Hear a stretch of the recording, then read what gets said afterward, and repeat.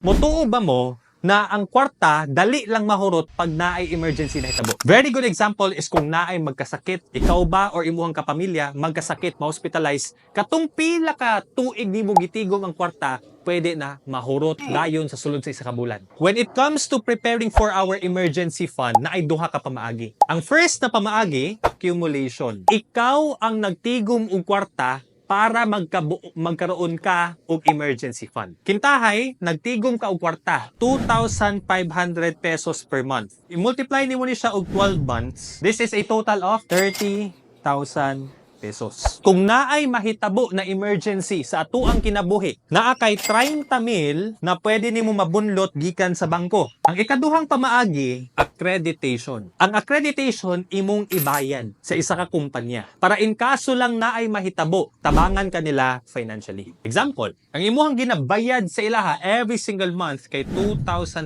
pesos per month gihapon. You multiply this by 12 months, pila imong gibayad suma total sa isa ka tuig? 30,000. In kaso lang simba puuroy na may tabo sa imuha, ang imuhang emergency fund dili 30,000, 1 million. Kung kamo papilion, unsa may mas nindot? Accumulation, accreditation.